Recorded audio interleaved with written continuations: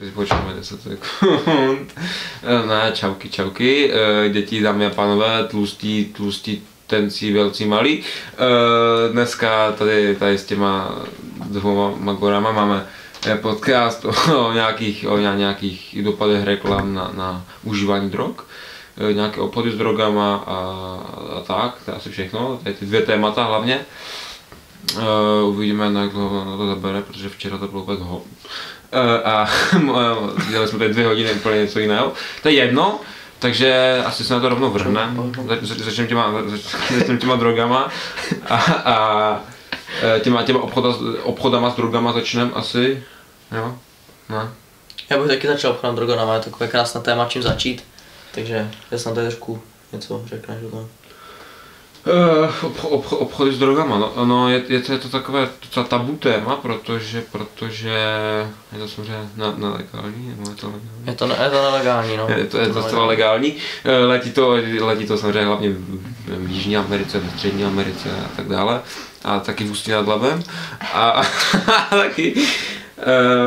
Tak je to prostě obchod s drogama, pašování drog přes hranice jiného státu, protože asi neznal stát, kde by bylo legální jako používat drogy. Jak se říkal, letí to hlavně v Jižní Americe, ve Střední Americe, obchody s pervitinem, s kokainem a tak dále. Teď v Americe se to nějak víc řeší kvůli nějakým kontrolám na hranicím s Mexikem a s Kanadou, kvůli dealování fentanylu. No, ale prostě je to takové tabu téma docela. Vlastně mají tu na starosti většinou nějaké gangy někde z Ant, kteří tam pěstují, někde mají tam ovčí farmy a do toho tam ještě vaří piko a tak no. No, já bych teda nějak trošku uvedl do těch nelegálních obchodů s drogama. Tak jeden z těch problémů je vysoká poptávka od lidí po těch drogách, protože hledají samozřejmě úlevu od toho.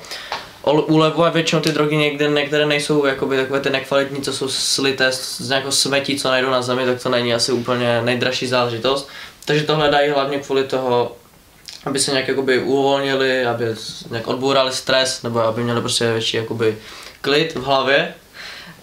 A hlavně je to horší, když si kupují ty levnější, protože samozřejmě není to dobré v žádném případě samozřejmě, ale když si kupují nějaké ty levnější blato, tak prostě to nedělá, prostě ještě horší, než kdyby si kupoval ty normální nějaké to. Nějaké drogo. Přesně, nějaké drogo. Nějaké drogo. Potom ještě nějaký z těch problémů, tak jsou samozřejmě vysoké zisky z toho, protože z toho jsou peníze jak fest prostě a přitahuje to hodně gangů, kartelů a co je to ten problém, že se mezi sebou dohadujou, spíš mlátí, kradou si od sebe a je to že hodně problémů, za hodně hranice legálnosti. Takže tak no, chcete k tomu něco dodat? Matěj, já můžu říct, proč to vůbec funguje tady ty. Víš, proč to funguje? Vím, proč to funguje. Jaká poptávka a prostě. No tak je to hlavně o té poptávce, letí v tom strašně velké peníze, takže v chudých zemích, jako je například Mexiko, Kolumbie a tak, je to o dost výhodnější, než pracovat v legální práci, takže to pašování přes ty hranice a do Evropy a tak, za to dostanou obří peníze, za to, že to udělají.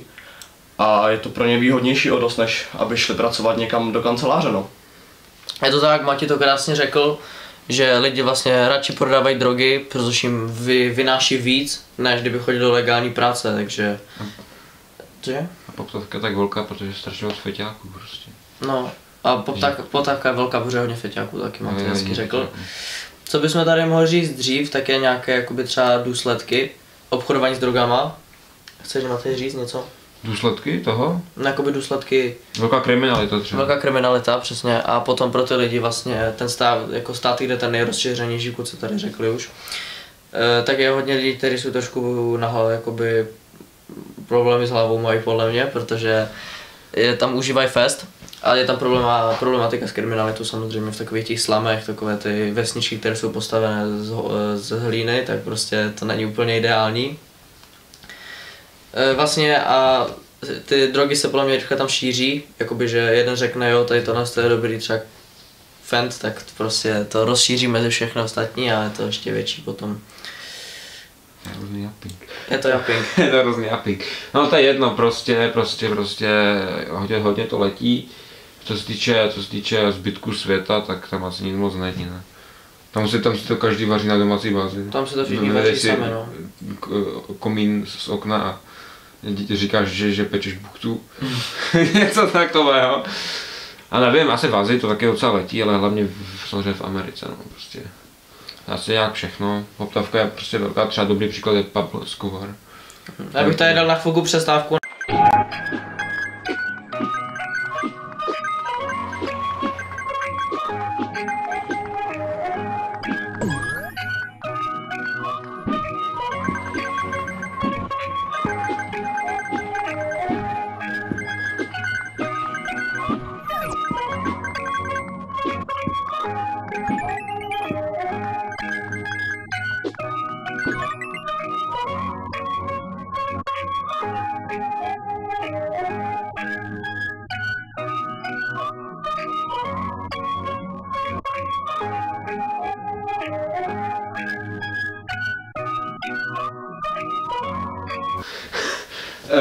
Mám další téma je prevence a výchova proti obchodu s drogama.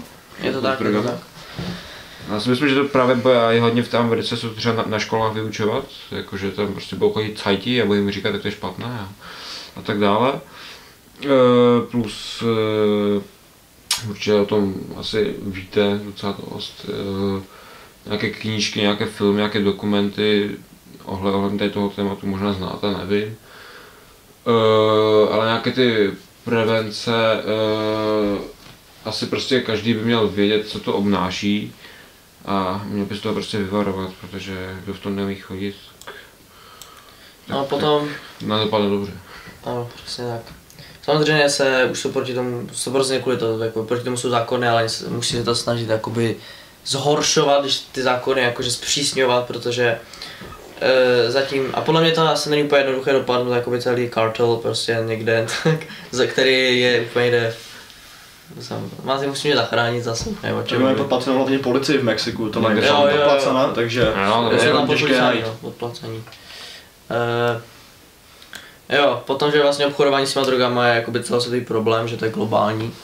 Že se to třeba mezi i státama se tam přehazují drogy nějaké, buď jakoby z lodí, nějakou malinkou lidi přeplavou prostě oceán a převezou to do jiného státu, nebo letadlem, což je asi jakoby rizikovější, protože jste ve vzduchu a na vodě. No to tam Pablo Escobar, že? Protože v Americe rostla poptávka po keťáku a prostě začal s tím, nevím, jestli začal převažet na lodích nejdříve. A nic nevěděl, prostě on to perfektně to vyšel a pak... Začneme to reklamou, a pak se přišlo na to, že je to vlastně největší sigma a umí v tom chodit a já bych začal reklamou, co vy na to zase tady něco o reklamě. Další téma, úplně další téma, jak nás může reklama ovlivnit nebo ne při užívání drog, ale jak nás to může jako ovlivnit. Náš náhled na ty drogy, no. Především alkohol, hlavně cigarety, ne třeba pervitin a no, tak to v reklamách nenajdete tvrdé drogy. No, tak reklama perníka kebra, co? No, chcete někdo říct? Byl to na YouTube Kids, včera jsem to viděl. No, asi nějak to začneme. Je to asi alkoholem, to je rozšířenější. No, tak vlastně v těch reklamách, že ten alkohol, že to můžou ty reklamy zlehčovat rizika toho alkoholu, že to nemusí vypadat tak, jakoby, že vám to úplně rozdurdí život, ale že to může vypadat trošku lehčeji. Že to vlastně užívání těch návykových látek může vést nějakým jakoby lepším výsledkům v životě, když tak blbě řeknu. Ale i ten alkohol, je tam jakoby cigarety, alkohol. A tak není moc reklam na cigán. Není moc reklam na cigán. Už v dnešní době moc ne, ale to hlavně to letělo ale... předtím. Ještě když si lidi mysleli, že to je zdravé nebo něco takového, tak to letělo hodně. Dneska vlastně vůbec nejsou reklamy na cigán. Už ne, no. Jako jsou takové ty, nejsou billboardy, ale jsou takové ty nějaké prostě takové ty stojany, třeba ve městech a tam máš reklama na kamel. No. Potom třeba další je vytváření jako pozitivní nějaký asociací v životě, že reklamy to můžou vlastně vyobrazovat v dobrém světle. To jsem načal předtím, že že to může připadat tak, že to vlastně zlepšuje vás nějak život, anebo vás nějak dokope k úspěchu, když budete pít každý den. A nebo to může taky vést tak Já už nevím, o čem bych tady mluvil. Největší chyták je asi spojování s emocema. No, jsme skončili u emocí. No, to je asi největší takový lapač na lidi, jsou ty spojování s emocema. Třeba Red Bull, že jo, ten spojuje své výrobky s adrenalinem a s takovýma věcma prostě. Některé reklamy na auta přirovnávají auto k tvému nejlepšímu kámošovi, takže reklamy třeba na džina, na různé růmy a takhle prostě se spojují jako s emocemi jako.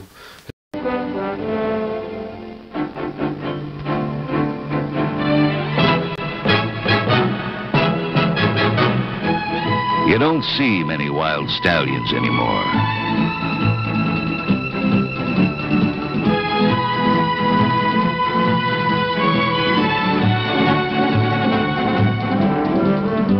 No, you don't see many wild stallions anymore. And even if he did run off 3 of your best mares, he's one of the last of a wild and very singular breed.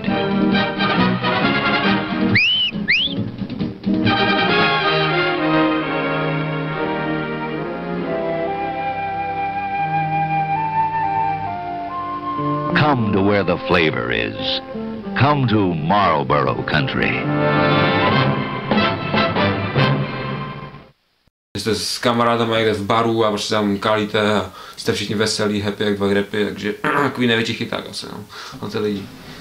No, takže jako další téma tu máme, že cílení na mladé lidi, což může tím mladým lidem a dětem hlavně dát podvědomě pocit, že si bez alkoholu nemusí užít různé akce, jako jsou party a tak.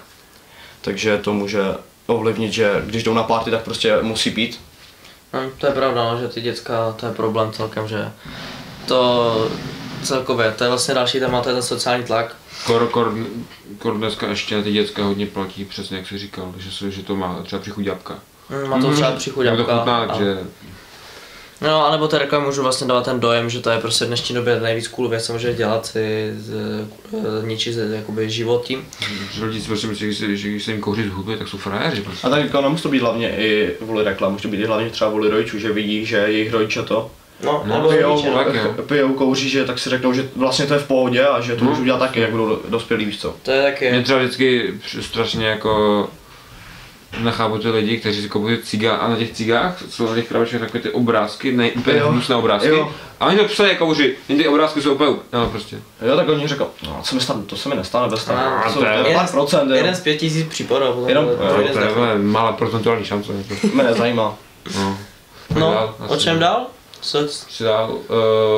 Ten sociální tlak si chtěl to říct, myslím. Sociální tlak jsem říkal. Veřejného názoru je docela dobrý point a to jak jsem včera, jak jsem to nepovedl, jak jsem říkal o tom za druhé světové války, to nejvíc frčilo, že ovlivnění veřejného názoru, to bylo třeba s těma zubařema, s těma doktorama, že doporučovali cigarety, když byly ještě reklamy na ciga, když to letělo třeba v období války, tak tam právě dávali zubaře doktory, jak to doporučujou, jak vám bude vonět z pusy, jak budete zdraví, že to letí všechno od rakoviny až po průjem, že má, že nevím, zbílají vám zuby a přitom to je úplně přesně opak, že jo, takže...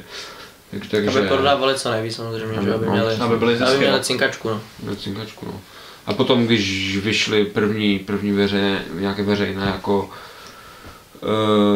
no, tím to padlo, nějaké výzkumy v podstatě, tak a vyšly první jako lékařské posudky, že to škodí, tak samozřejmě se to všichni ohradili a zase se sešli všichni ti ředitelé těch největších firem tady těch a zase to samozřejmě řešili všechno a snažili se to ututlat před veřejností. A vyvrátit, no, že to není pravda, že to jsou živé informace. No.